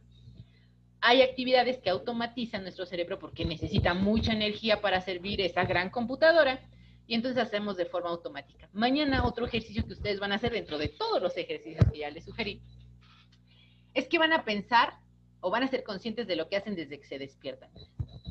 Y es más, ahorita váyanme acompañando en mi ejercicio. Yo me levanto, regularmente suena mi despertador, todo está oscuro, soy la primera en levantarme, apago el despertador, ya sé dónde están mis chanclas, ni siquiera las tengo que buscar, ni siquiera tengo que prender la luz en automático, y voy caminando, ya sé hacia dónde está el baño, muchas veces voy todavía con los ojos medio cerrados, ya sé dónde está la perilla, No, son ejercicios que ya hacemos de forma inconsciente. ¿Por qué? Porque los repetimos tanto que nuestro cerebro ya generó ese nuevo camino. Piensen en ese caminito de pasto que ya ustedes lo gastaron, lo gastaron, lo gastaron hasta que ya lo hicieron automático. Eso que hace que ya automatizamos esa actividad, entonces nuestro cerebro gasta menos energía en eso. Entonces podemos dedicarle más energía a aprender algo nuevo, como estas estrategias para desarrollar. ¿Por qué? Porque las otras actividades son automáticas. ¿Qué otra actividad tenemos automatizada? Pues respirar. No, imagínense que todo el tiempo estamos, ay, respira, ay, respira, ay, se me olvidó respirar. No, pues no podríamos hacer otra cosa si nos estamos recordando todo el tiempo que tenemos que respirar, ¿de acuerdo? Entonces, por eso no es una actividad consciente. A veces en las actividades o en los cursos que he tomado de mindfulness y ese tipo de cosas, de meditación, ¿no? Que a mí me cuesta mucho trabajo como ansiosa, no siempre estoy, mi cabeza parece un avispero, pero son las pocas veces que logro tener calma, ¿no? Cuando soy consciente de esa respiración. O cuando estoy haciendo muchas cosas, estás en modo supervivencia y tantito cocinas, tantito contestas correo, tantito preparas el curso de la tarde, tantito, haces un chorro de cosas y entonces como, a ver, tranquilo, hasta bajas los hombros, ¿no? Porque no nos damos cuenta y estamos con los hombros hacia arriba la mayoría del tiempo. Dense cuenta de eso. Bajen los hombros, relajen el cuerpo. Respirar 3 veces y van a ver cómo se les reinicia el cerebro, ¿no? Se nos oxigenan las células del cuerpo. Entonces, lo primero es tener una respiración consciente en momentos de tensión. Piénsenlo como cuando, bueno, si es que alguien de aquí hay algún ansioso igual que su servidora, cuando dan ataques de ansiedad, cuando dan, o sea, sientes que no puedes ni respirar. Entonces es importante. La otra, que también es más complicada, es más sencillo aprender a respirar consciente. Ahorita vamos a hacer un ejercicio. Es reformular pensamientos, ¿no? Pensemos. Hace rato me encontré un video que ya no me dio tiempo porque esta presentación ya está hecha y diseñada desde hace tiempo para ustedes. Ya no me dio tiempo de meterlo. Pero se los voy a describir, se los voy a actuar. Está un chico entrevistando a otro en la calle y entonces se atraviesa una persona. Y entonces el entrevistador le dice, oye, pues, te estoy entrevistando y esta persona ya se atravesó, ¿no? O sea, ¿qué le pasa? Es un grosero, ¿no? ¿Por qué hace eso? Y demás. Y entonces al que están entrevistando se voltea y le dice, no, es que, o sea, la gente anda metida en sus propias vidas, en sus propias cosas, entonces no hay que atribuirle a la maldad las cosas que podemos atribuírselos a la incompetencia. Y fue así de, wow, vean, qué tanto me impactó que hasta me aprendí esa frase. No podemos atribuirle a la maldad lo que le podemos atribuir a la incompetencia. Entonces, reformular esos pensamientos. No necesariamente esa persona, supongamos que nosotros somos los que ya aprendimos a autorregularnos y X compañera, compañero, nos manda un correo pasivo-agresivo. Entonces, ¿cómo podemos reformular esos pensamientos? No me están atacando a mí, están frustrados con la situación. Nuevamente, no se lo voy a atribuir a la maldad, se lo voy a atribuir a su incompetencia, ¿no? Entonces, cuando nos damos cuenta de eso, o sea, no nos tomamos las cosas personales. Nuevamente, suena más sencilla la estrategia que la aplicación. Nuevamente, ay, no, el señor, me pasó apenas, ¿no? Pedí el paso, puse mi direccional, no sé qué, y aceleró para no dejarme pasar. Y ya iba yo a gritar, como la señora con poca autorregulación que a veces soy. Y dije, a ver, tranquila, no es personal, ni te conoce, etcétera. Entonces, no ataques, ¿no? Hacía calor y demás. Dije, bueno, probablemente está frustrado y ya quiere llegar a su casa igual que yo. Ya, ¿no? No nos pegamos, afortunadamente no chocamos, ¿no? Pues ya, por algo necesito ir atrás de ese carro, ¿no? Entonces, les digo, ahí les dejo esa frase, ¿no? Que espero que también permee en su cerebro como en la mía, de no atribuyamos a la maldad algo que le podemos atribuir a la incompetencia. Probablemente ese compañero o compañera esté frustrado o ese usuario esté frustrado o frustrada con la situación. No es contra mí, es contra la situación. ¿De acuerdo? La otra, y que es así, se las recomiendo ampliamente, ¿no? A menos que se necesite una respuesta inmediata, pero también hay estrategias para decir, dame unos momentos, necesito pensarlo, reflexionarlo y en un momento te contesto. Es posponer las respuestas hasta enfriarse emocionalmente. Algo que comencé a hacer, y es igual consejo personal que tiene que ver con esto. de repente cuando yo estaba muy molesta contestaba por WhatsApp, ¿no? Porque ya saben que dicen que mi generación no habla por teléfono, es más de WhatsApp. Entonces escribía yo así un mensaje kilométrico, ¿no? Pero ya no le daba enviar hasta que me estaba yo calmada y volví a leer y decía, no, si estaba como muy intenso, no, ¿para qué? Genero más problemas. Entonces, es más, si lo que necesitan es desahogarse, escriban el mensaje, nada más no le den enviar. Y luego vuélvanlo a leer, a ver si siguen pensando lo mismo. Si ya después de pasó un día o un par de horas y siguen igual, bueno, mándenlo. Ya ténganse a las consecuencias. Pero ese es un buen ejercicio. Ese es un buen ejercicio. Escribir ese mensaje, pero no lo envíen hasta que su estado emocional cambie o lo hayan reflexionado más. Porque cuántas veces nos hemos arrepentido de lo que decimos. Y les aseguro que si ahorita hacemos un ejercicio de introspección, muchas veces se han arrepentido más de lo que han dicho en un momento enojados, y muchas veces olvidamos lo que, incluso por lo que estábamos enojados. Hay una frase que la vez pasada no se las mencioné en la comunicación paraverbal. Acuérdense que la comunicación paraverbal es la forma en la que decimos las cosas, que dice, la gente no recuerda lo que le dijiste, pero sí recuerda cómo lo hiciste sentir. Entonces, muchas veces, ¿no? La forma en la que decimos las cosas es lo que hiere.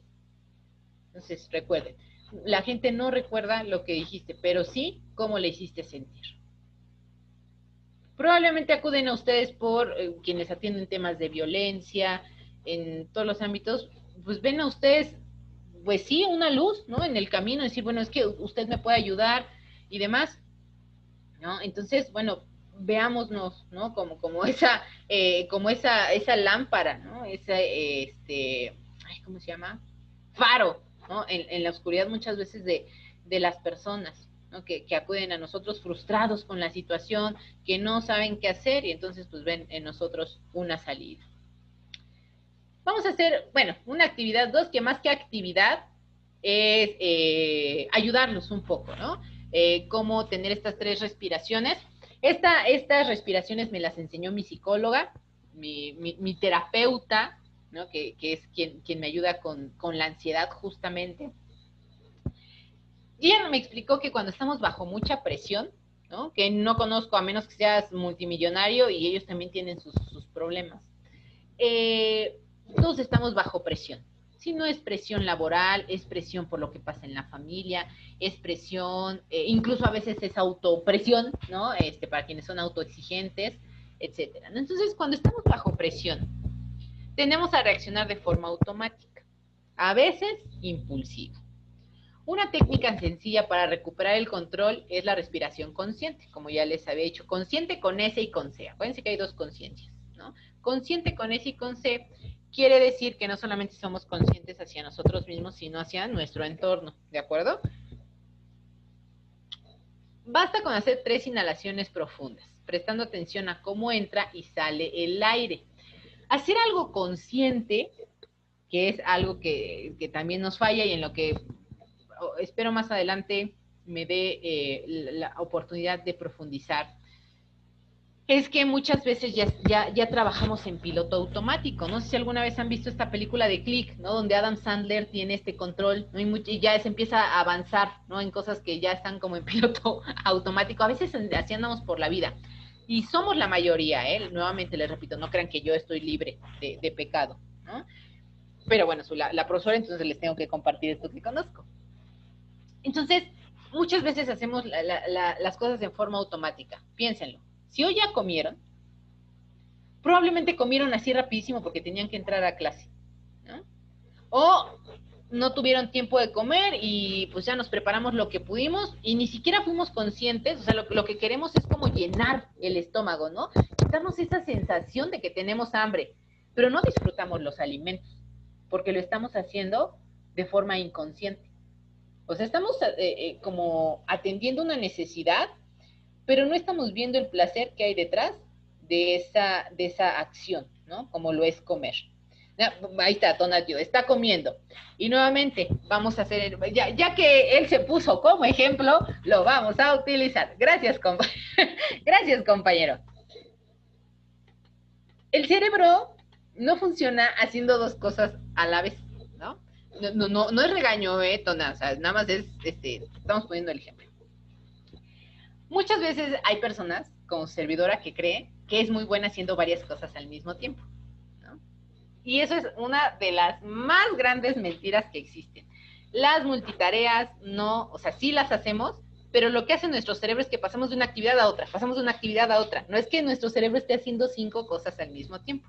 Pasamos de una cosa a otra, pasamos de una cosa a otra. Entonces, por ejemplo, Tona, bueno, Tona para los cuates, está comiendo y al mismo tiempo está prestando mucha atención a la clase. Tanto está prestando atención que participó en el chat, ¿sabes?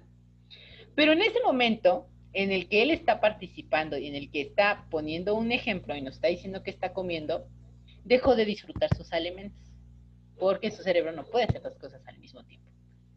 Entonces, ¿qué es lo que, nuevamente, no es regaño, ¿no? Y no estoy diciendo, ay, dejen de hacer todo lo demás y pongan atención a la clase. O si están comiendo y se empiezan a desconectar todos, ¿no? Para irse a disfrutar los alimentos. No se trata de eso, sino de hacer consciente. Consciente significa que vamos a estar atentos a lo que estamos realizando, ¿sale? En el sentido de la respiración estamos hablando. Entonces, si vamos a hacer respiración, no solamente se trata de que estoy respirando porque como la gente es tonta y me hace enojar.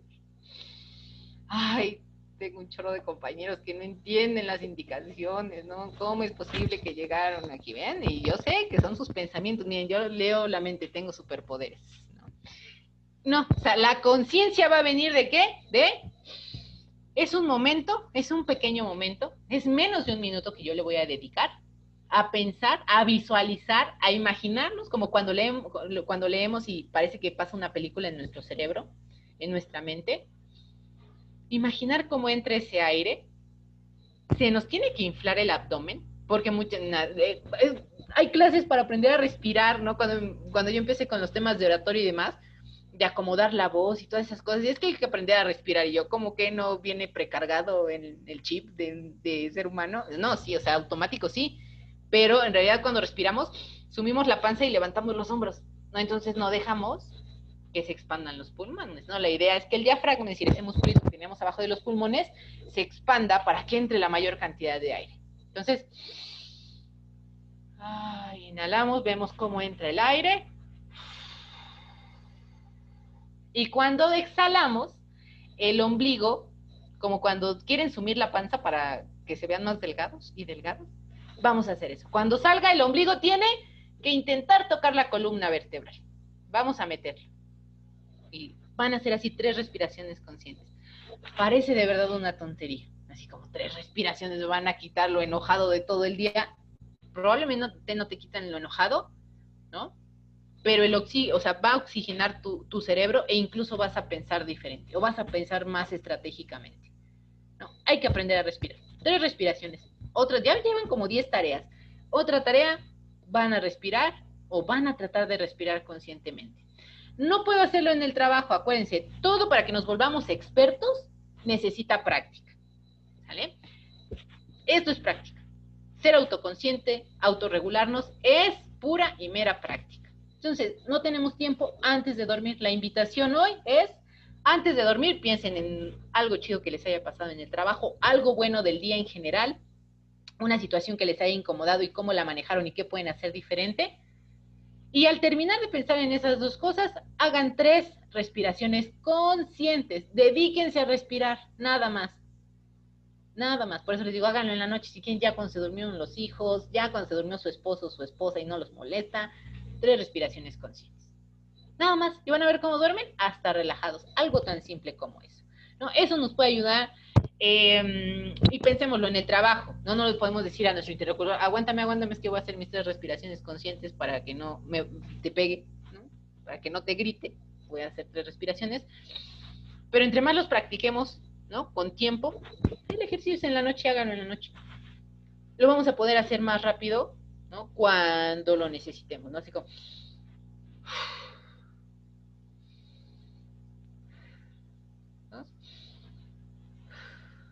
fueron 3, ¿no? Entonces, eso te da segundos, ¿no? Incluso una sola respiración muy profunda te puede ayudar a traer calma y claridad para poder responder. Porque a veces el tiempo apremia en el trabajo, ¿no? En otras palabras, en otros términos, ¿no? Respirar antes de hablar no solamente nos va a ayudar a controlar a gestionar más bien esa emoción, incluso no sé si a ustedes les pase, yo cuando estoy muy, muy enojada, desbordada, se me duermen los brazos. Se me hormiguean cuando estoy muy, pero así que saco chispas, se me duermen los brazos. Somatizo el enojo muy cañón. Entonces, ya que respiro, empiezo a sentir cómo ese hormigueo se me va. Entonces, eso es consciente y luego ya puedo responder, ¿no? Porque si me dejo, me voy como hilo de media, ¿no? Y entonces se puede tornar agresivo. Entonces, ¿cuál fue la actividad 2? Pensar en esas situaciones que nos generan estrés y además poner en práctica esas respiraciones, ¿de acuerdo? Vamos con el número 3, ya casi terminamos, para que puedan comer conscientemente, o cenar más bien, porque ya vamos a terminar a las 7. La empatía, ¿cuál es la definición clásica de empatía? Es la habilidad de ponerse en el lugar del otro, comprender lo que siente o necesita, incluso sin que lo exprese, sin que lo exprese directamente, ¿no? Siempre nos han dicho, empatía es ponernos en los zapatos del otro, ¿no? Entender lo que sucede. Yo les decía, a mí me gusta más la compasión, o el término compasión, porque a veces la empatía no necesariamente podemos comprender completamente lo que está sintiendo el otro. Pero sí, cuando yo hablo de compasión, ¿no?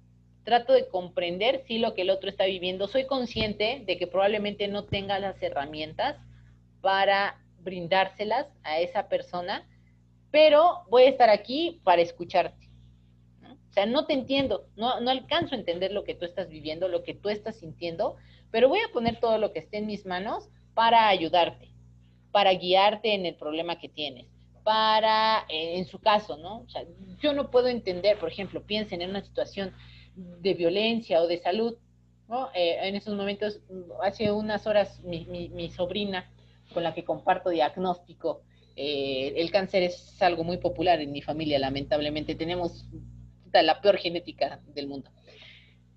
Y entró a quirófano hace unas horas, ¿no? Entonces yo le decía a mi prima, ¿no? Entonces nos dijeron que salió de la operación, todo bien, afortunadamente, todos dijimos, no, bendiciones, primero Dios, todo está bien, ¿no? O sea, recurrimos a nuestras creencias. Y después como que pensé, dije, siempre le escribimos lo mismo, ¿no? Bendiciones, gracias a Dios, bendito Dios, o como las frases en el grupo familiar que repetimos. Y entonces dije, no, a veces necesitamos algo más que eso, ¿no? Entonces yo le escribía a mi prima ahí en el grupo, y le decía, a veces esas bendiciones, eso que te escribimos, pueden parecer palabras vacías, ¿no? O sea, como automáticas, ¿no? Ay, gracias a Dios, ay, primero Dios, ¿no?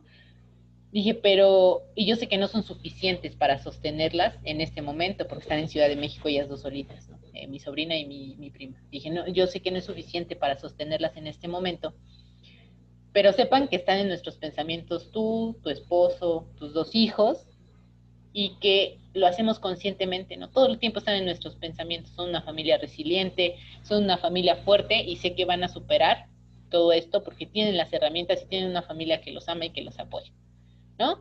Entonces hasta el mood de mi prima cambió, me dijo, ay, no, gracias, que no sé qué, y empezó a como expresarlo. ¿Le entiendo? No, porque, o sea, entiendo lo que es tener un hijo enfermo, afortunadamente no lo entiendo, no porque aquí la enferma, fui yo. Entiendo lo que siente mi sobrina, probablemente sí, porque sé lo que se siente estar en estos tratamientos, ¿no? En quimioterapia, radioterapias son terribles, pero lo hago desde la adultez, ¿no? O sea, yo digo, yo no tenía ganas de salir a jugar, yo no veía a mis primos jugando, etcétera. Entonces, por eso les digo, la compasión a veces me parece mucho más cercana que la empatía, ¿no? En la definición clásica de ponerse en el lugar del otro. Porque muchas veces la realidad es que no vamos a entender quienes trabajan con temas de violencia. Probablemente hemos sufrido violencia todas y todos de cierto modo. Pero luego hay casos tan extremos, casos tan dolorosos que uno dice, bueno, es que no lo entiendo, ¿no? Afortunadamente no he vivido lo que tú, pero sí puedo entender tu emoción. Sentirse frustrado, sentirse cansado. Puedo entender esa emoción, voy a hacer lo que esté en mis manos, ¿no? Para poder ayudarte a resolver, para poder ayudarte a llegar a las personas indicadas, para que puedas entender el procedimiento que tienes que llevar a cabo para alcanzar la justicia, para lo que ustedes quieran, ¿no? Entonces, no necesariamente lo tenemos que expresar, ¿no? Nosotros sí, más bien la otra persona no necesita expresarlo y decirlo, porque probablemente esa persona no entienda todavía o no haya aprendido a reconocer esas emociones. Pero acuérdense que les dije en un principio, si nosotros aprendemos a reconocerlas en nosotros mismos, es mucho más sencillo leer a las otras personas, ¿no? Pensemos en la comunicación no verbal que trabajamos la sesión pasada. Si yo detecto cuáles son mis reguladores, pensemos, ¿no? Ay, tengo mi botella y le estoy, cierra y abre, ¿no? Ah, regularmente tengo un lapicero y estoy juega con él, estoy agarrando mi botón. Si yo identifico cuáles son mis reguladores cuando estoy nervioso, entonces voy a poder detectar cuándo los otros están nerviosos. Voy a detectar sus reguladores, ¿no? Entonces, justamente, eso es lo que sucede con estas emociones, con la empatía. No necesariamente entendemos lo que siente la otra persona, pero sí podemos identificar la emoción y en consecuencia, pues darle lo que necesita, ¿no? O ser compañía en esos momentos. En su práctica, ¿cómo podemos mostrar esa compasión? Apenas parte de mis actividades les comentaba, bueno, creo contenido en redes sociales y hablaba de un término muy, bueno, poco conocido, si no estás como en el ámbito de la antropología, la filosofía, que se llama la banalidad del mal. No sé si alguno o alguna lo haya escuchado alguna vez. Hannah Arendt es una filósofa que fue a los juicios en Jerusalén de Adolf Eichmann, que fue pues sí, un criminal nazi, un oficial, ¿no? Que se convirtió en criminal nazi, fue enjuiciado. Y entonces ella llega a la conclusión de que, bueno, más bien observa todo el juicio, lo relata en su texto, y entonces ella dice, es que hay personas que no lo hacen por maldad entrecomillada, por maldad en el término pues más básico, ¿no? De lo que significa el mal, ¿no? O sea, como esa intención de dañar a alguien más. Este ex oficial alemán argumentaba que él no lo había hecho por maldad, sino que solamente había seguido órdenes. Y entonces eso es la banalidad del mal, que todas y todos podemos caer en esas prácticas si no cuestionamos las órdenes que se nos dan.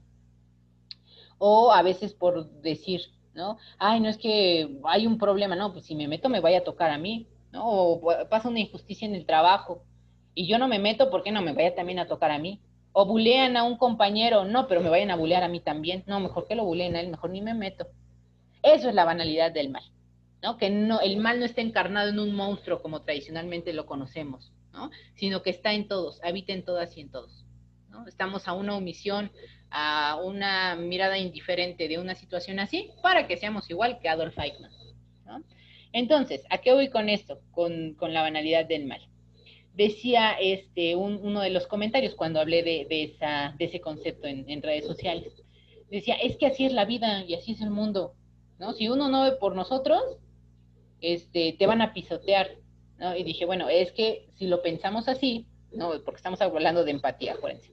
Si lo pensamos así, de esa manera individual, así como que, no, pues me vaya yo a meter y después me toca a mí, es que pensamos que lo que le suceda al otro no nos va a suceder a nosotros. En un mundo en donde no viviéramos en sociedad y lo que le pasa al otro no me afecte directamente, probablemente podríamos vivir así, ¿no? Pero la realidad es que nadie está exento de vivir lo que el que está al lado vive. Pensemos, ¿no? No, pues es que el tema del cáncer, ¿no? Yo pensaba que era algo bien, le decía, híjole, a las personas que les pasa eso, pobrecitas, ¿no? O sea, sí sentía yo, como, híjole, pobres, ¿no? Ojalá encuentren solución, sanación, pero porque tú lo ves alejado. ¿Qué es lo que pasa con el tema de los feminicidios? ¿No? Ay, bueno, es que pues, quién sabe en qué andaban esas mujeres, ¿no? Que son como estas narrativas que se alimentan públicamente. Sí, pero pues está alejado, ¿no? O sea, a mí no me va a pasar porque pues yo no ando en la calle, yo no paso, exacto, ¿no? Justamente, porque ese es el tema central, ¿no? La falta de empatía. Entonces, más que ponernos en el lugar del otro, creo que estamos en un momento en el que creemos que nunca vamos a estar en el lugar del otro, ¿no? Entonces yo no me meto. Apenas salieron los resultados de sí, apenas hace como un mes, un poquito menos, de la encuesta nacional de gastos e ingresos en los hogares, y mostraba justamente cuánto, o sea, como lo cercano que estamos las personas de caer en la pobreza por una cuestión de crisis de salud. O sea, de verdad, estamos en una crisis de salud de quedar en la pobreza total, ¿no? Y yo lo experimenté, ¿no? En el sentido de decir, tenías ahorros, tenías bienes, y hay que deshacerse de ellos para recuperar la salud. Entonces, ¿cuántos de nosotros podemos trabajar, o más bien quedarnos sin trabajar, dedicarnos a recuperarnos de salud? Un año, pues ni siquiera más tiempo, un añito. Y es cuando dices, ah, caray, ¿no? Sí es cierto, no estoy alejado de esa realidad. Entonces, más que, por eso les digo, la compasión, me gusta más el término que la empatía. Pero pensemos en eso, ¿no? Más que ponernos en el lugar del otro, estamos en un momento en el que pensamos que nunca vamos a estar en el lugar del otro. Entonces, ¿no? ¿Cómo lo podemos poner en práctica en las áreas donde ustedes se desempeñan? Una, mostrar comprensión ante un usuario que no entiende los términos legales, sin impaciencia. Hoy lo vi, ¿no? No eran términos judiciales, eran términos médicos, temas de no vaya al edificio A, vaya al edificio B, vaya no sé dónde. Y mis respetos para esas personas que estaban atendiendo, ¿no? Mis respetos para esas personas. La 2, percibir el agotamiento en el colega y ofrecer apoyo, ¿no? Una es hacia el usuario, la otra, ¿no? Un colega está agotado, ¿no? Está sobrepasado, puede ser por temas laborales, por temas personales, o se les juntó todo, ¿no? A veces llega la vida y te manda un combo de todo. Entonces, ¿cómo puedo ofrecer apoyo? Porque probablemente después yo pueda estar en esa situación, ¿no? La tercera, detectar en una víctima el miedo detrás de su silencio, ¿no? Quienes trabajan con sobrevivientes de violencia, ¿no? Bueno, aquí puse víctima, vamos a ponerle sobreviviente, ¿no? O sea, ¿cómo está el miedo? ¿Dónde está el miedo? Hay mi profesor del que les hablé la sesión pasada, cuando les hablé de comunicación no verbal, César Toledo, él decía que él tenía muchos confrontamientos con su hijo adolescente porque decía que su hijo siempre estaba enojado con él. Cuando empezó a estudiar él o a especializarse en comunicación no verbal, fue capaz de detectar en su hijo que no era como enojo lo que sentía hacia él, hacia su padre, sino era miedo, le tenía miedo a su papá. Entonces, ya que pudo detectar eso, bueno, cambió mucho de su relación. Bueno, entonces se pase, porque se trabó otra vez. Y bueno, ahorita vamos a hacer, vamos a ir cerrando ya son 6:33. Y parte de nuestra actividad de la práctica que vamos a hacer ahorita, se dan cuenta, son actividades bastante breves, que no quitan mucho tiempo. Ahí está. Fin. ¡No! Le piqué tan rápido que se cerró. Espérenme. Oh, no. Denme un segundo. Me emocioné. Esperen. Como que se traba. Ahí está.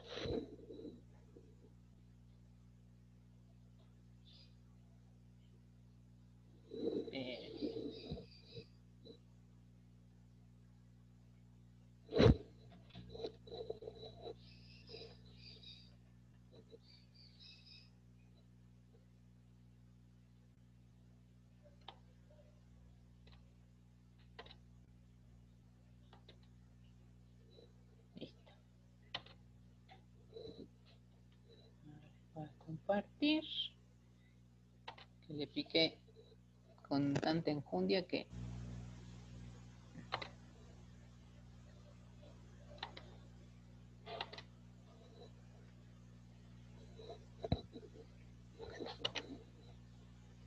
Bueno, estamos con la empatía, les estaba compartiendo. Ahí está, antes de que esto se trabara. ¿Cómo vamos a desarrollarla? Una, les digo, la autorreflexión. Siempre, siempre, siempre, acuérdense, desarrollo de pensamiento crítico. ¿Qué es desarrollar el pensamiento crítico? No es ponernos a criticar, es reflexionar y pensar por qué pensamos lo que pensamos. ¿Vale? Y es muy complicado desarrollar, ¿no? Lo primero, eso ya lo trabajamos. ¿Cómo desarrollar empatía? Lo primero es la escucha activa. ¿Se acuerdan que la sesión pasada trabajamos con eso? Decíamos, ¿qué herramientas tenemos para la escucha activa? Puede ser preguntar, ¿no? O sea, hacer preguntas a la persona para ver si nosotros ya entendimos lo que esa persona necesita. Dos, parafrasear, ¿no? O sea, decir lo que esa persona ya nos dijo con nuestras propias palabras, nuevamente, para ver si ya entendimos de lo que está hablando. Y la tercera, validar emociones, ¿no? Nos dicen, no, es que estoy ya desesperada, licenciada, y no me dan solución.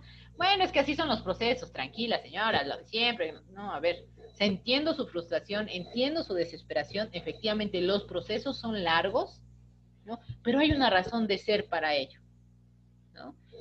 Eso es una. Dos, en otro espacio su compañero dice, no, es que tengo un problema personal, estoy estresado, no sé qué. Sí, pero todos estamos estresados. No es como, pues sí, pero nos podemos apoyar mutuamente, ¿no? Un día mi hijo me dijo, es que un compañero antes de salir al recreo dijo, es que yo ya tengo hambre, maestra. Y yo le dije, yo también y no me estoy quejando, ¿no? Y yo dije, ay, güey, ¿de dónde aprendiste eso? Dije, a lo mejor yo lo he dicho. No es como de, ¿tú tienes hambre? Y como yo también tengo hambre, pero yo sí me lo aguanto, pues entonces aguántatelo tú también, ¿no? Cuando el otro valientemente fue el que expresó, oye, maestra, ya tenemos hambre, ya podemos salir, ¿no? En lugar que lo secundes, ¿no? Así como, si yo también tengo hambre, ¿no? O si tienes hambre, ya ahorita en un ratito salimos, compañero. Entonces no fue un regaño hacia mi hijo, pero fue, o sea, completamente invalidar, ¿no? La emoción del compañero. Y la otra es observar el lenguaje no verbal. Recuerden que no siempre las palabras expresan lo que la persona está sintiendo, ¿no? Ya tuvimos herramientas la vez pasada, bueno, les compartí algunas herramientas de observación del lenguaje no verbal. ¿Cuál es la postura que tiene? ¿No? ¿Cuál es el tono de voz? Acuérdense que el tono es de lo que más rápido reconocemos. ¿Cuáles son sus gestos? ¿No? O sea, ¿qué hace con la mano? ¿Coincide? ¿No coincide? Dice, estoy bien feliz, sí, estoy, qué padre, ¿no? Entonces tiene que coincidir. La tercera, evitar juicios rápidos. ¿Quién de aquí no es juzgón o juzgona?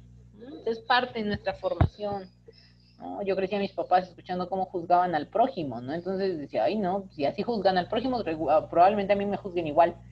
Entonces, evitar los juicios rápidos, ¿no? Es complicado, pero nuevamente, ¿no? La práctica es lo que hace al maestro. Para ir cerrando, vamos a hacer esta actividad, ¿no? Aquí les puse dos casos. El caso 1 es un usuario molesto, para quien tenga que lidiar con usuarios. El caso 2 es la sobrecarga de trabajo entre colegas, ¿no? Para quien tenga esa situación. ¿Qué es lo que van a hacer? Van a elegir un solo caso, ¿sale? En el caso 1 nos dice un ciudadano llega a ventanilla y dice con tono fuerte, enojado, llevo 3 horas esperando y nadie me resuelve nada, siempre es lo mismo aquí. Está enojado. El caso 2, ¿no? Dice un compañero del área, comenta, ya no puedo con tantos expedientes, siento que nunca voy a terminar, que todo recae en mí, porque estudié derecho, ¿no? Eso es lo que dice el compañero. Van a elegir una de las dos, ¿y cuál es la actividad? Van a formular, bueno, ahí le puse reformular, ¿no? Más bien van a formular, no a reformular, más bien fue mi error ahí. Van a formular una respuesta empática para esa persona, ¿no? Antes de explicar el procedimiento. En el caso del usuario molesto. ¿Cómo le responderían empáticamente que valide su emoción antes de explicarle que le faltó una copia y que tiene que ir a sacarla, ¿no? ¿Cómo le dirían? ¿No? A ver, ¿cómo validarían su emoción? Quien elija el caso 1, quien elija el caso 2, también, ¿no? ¿Cómo responderían de manera empática a su compañero reconociendo su emoción antes de darle una solución, ¿no? O sea, ¿cómo reconocerían su emoción? Elijan solamente uno. Breve, breve, breve. Ya saben, escríbanlo en el chat. Unos minutos, ya con eso vamos a ir cerrando. Ok, Rocío eligió el caso 1, muy bien. Y ustedes Ahí, si quieren no pongan el caso 1, nada más pónganle caso 1, si no, caso 1, 2 puntos y seguido y anotan su respuesta empática. Muy bien, Blanca. Entiendo su molestia, pero dígame cómo puedo apoyarlo, ¿ok? Tan sencillo como entiendo su molestia. Muy bien, ahí estamos validando la emoción. Adelante, si alguien levantó la mano y quiere hablar, puede hacerlo, ¿eh? En lo que los demás escriben.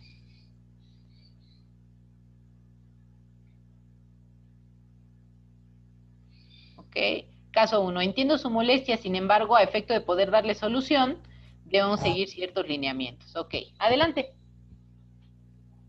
Yo escogería el caso 3 y le respondería, entiendo que lleva mucho tiempo aquí esperando, valoro su tiempo y comprendo que usted requiere una respuesta lo más pronto posible. Trataremos de mejorar el servicio y denme la oportunidad de conocer más a fondo su problema para ver de cierta forma le puedo apoyar en algo más concreto. Ok, muy bien, Miriam. Muchas gracias. Si se dan cuenta, todos empezamos con el entiendo o con el comprendo. Parecería como algo obvio, ¿no? O sea, entiendo, comprendo, pero a veces no lo hacemos. En el calor de la situación del estrés, no lo hacemos. A veces, y la mayoría de veces, de verdad, me ha sucedido, ¿no? Cuando trabajo casos así, lo que las personas quieren, más allá de la solución, es sentirse escuchadas y escuchados, ¿no? Les va otro tip, ¿no? A lo mejor para compañeros, familia, amigos, parejas y demás. Cuando alguien les cuente algo, ¿no? Alguien les quiera contar algo, o desahogarse con ustedes, muchas veces somos muy dados a dar soluciones.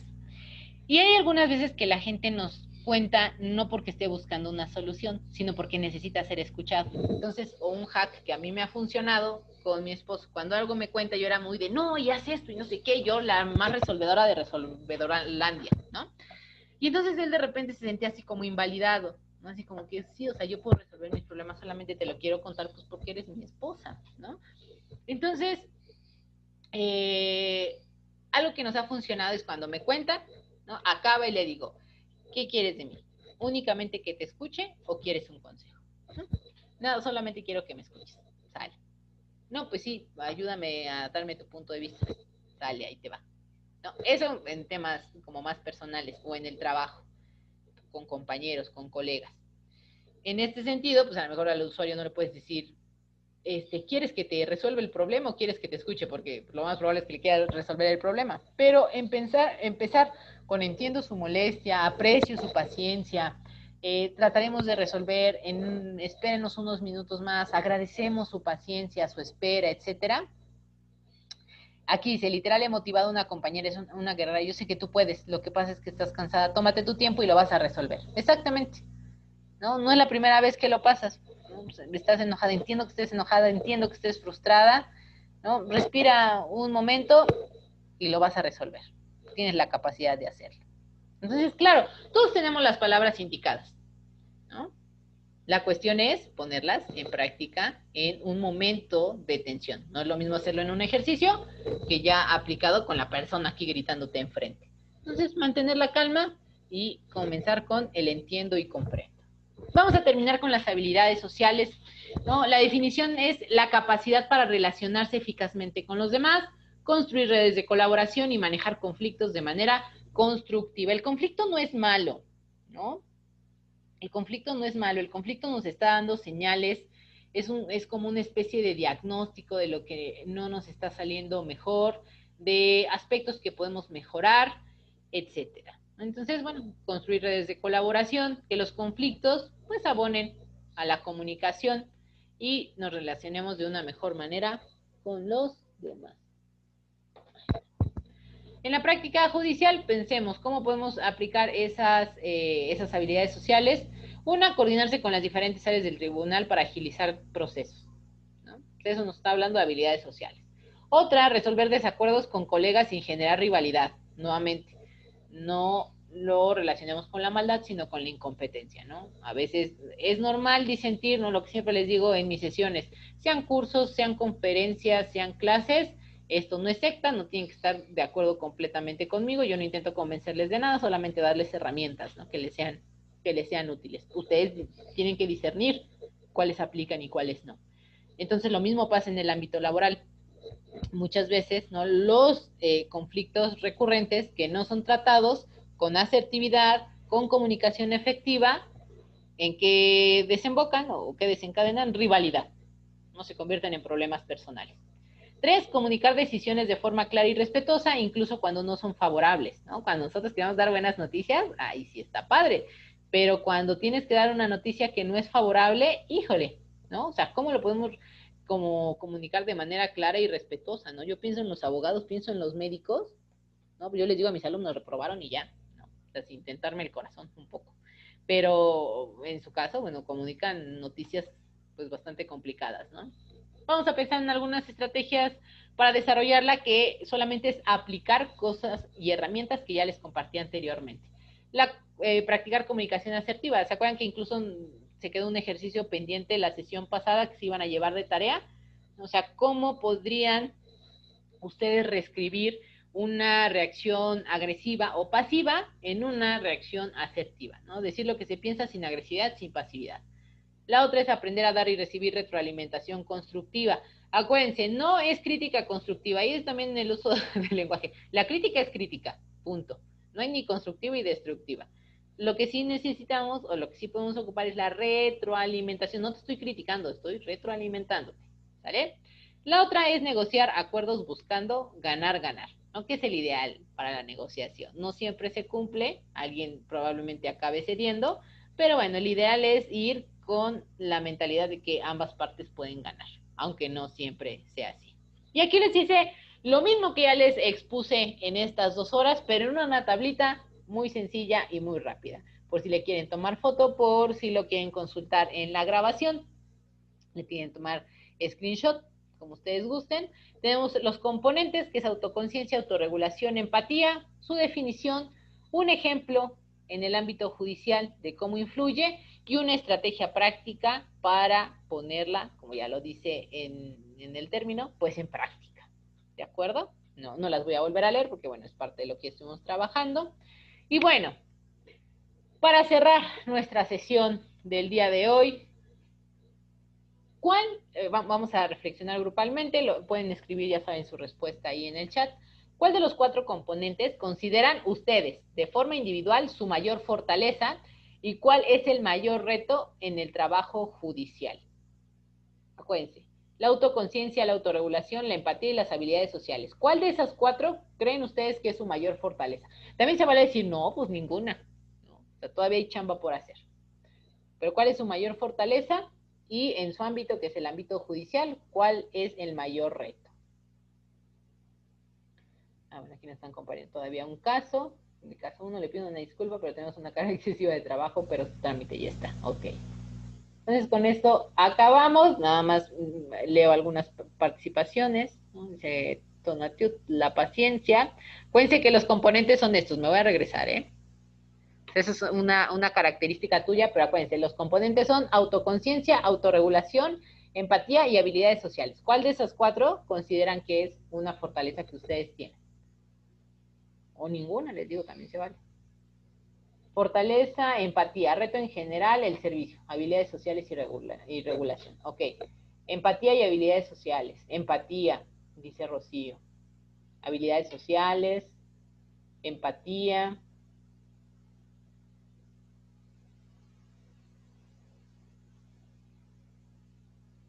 Pues miren, los que más autoconciencia, empatía, el que más resonó por aquí es la empatía, ¿no? Me da gusto, ¿no? He de reconocer sorpresa, no es cierto. Siempre caigo con personas muy empáticas, entonces, digo, esta no ha sido la excepción, sobre todo tiene relación con el trabajo que realizan. A veces parece que nos volvemos inmunes, como los médicos, ¿no? O sea, ante tanta desgracia, ¿no? Y demás, pues parece que se vuelven inmunes a ese dolor, ese sufrimiento. Pero bueno, la empatía tiene que estar presente siempre para para poder hacer el trabajo de la mejor manera, ¿no? La habilidades sociales es tu reto, ok. Entonces, si tenemos identificado cuál es el componente que puede ser nuestra mayor fortaleza, explotemos eso, ¿vale? Explotemos y también démosle atención a lo que puede ser un reto, algo que nos falta, ¿vale? Pero tampoco se claven con eso, siempre les he dicho, hay que potenciar nuestras fortalezas, ¿vale? Potenciando nuestras fortalezas probablemente podamos nivelar la balanza en las cosas que aún nos cuestan trabajo, ¿de acuerdo? Y bueno, me parece que será la sesión. Se les queda esta tarea, ¿no? Esta semana van a identificar una situación en la que lograste o no lograste, lo que haya pasado primero, en la que lograste o no lograste aplicar inteligencia emocional.